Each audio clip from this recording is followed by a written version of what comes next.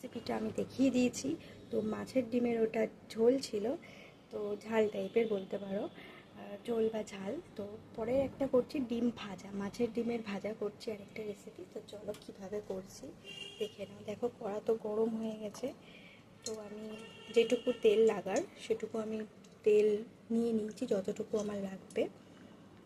তো হয়ে গেছে আমার তেল নেওয়া। তো চলো এরপরে আমি এর মধ্যে দিয়ে দেবো হচ্ছে, তো চলো তেল তো গরম হয়ে গেছে অলরেডি। তো আমি একটা কাঁচা লঙ্কা চিড়ে রেখেছিলাম, তো সেটা আমি দিয়ে দেবো। এবার আমি এটা ততক্ষণ হতে থাকুক, তারপর তোমাদেরকে দেখাচ্ছি।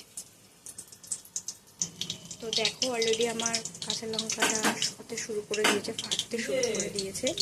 তো এরপরে দেখো আমি এটা পেঁয়াজ ভাজাটা দিয়ে দিলাম।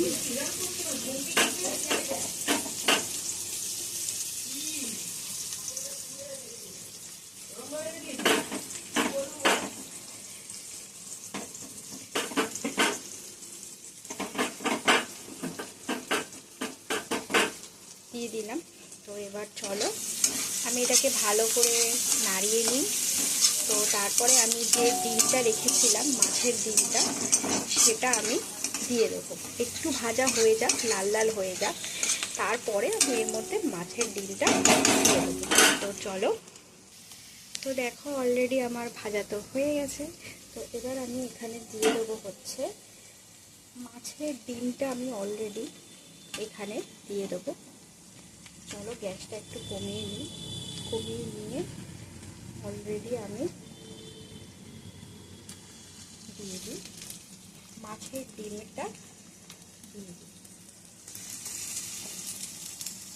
তো তোমরাও কি এইভাবে ভাজো? অবশ্যই কিন্তু আমাকে জানাবে।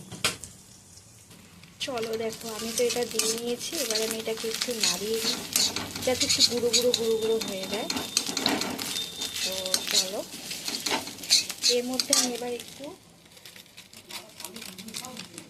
হলুদ গুঁড়ো অল্প করে দিয়ে নেব, যাতে আমার একটু টেস্ট হয়। আর একটু লঙ্কা গুঁড়ো দিয়ে দিলাম, কাশ্মীরি লঙ্কা গুঁড়ো। আর একটু স্বাদ মতো আমি নুন দিয়ে নিলাম।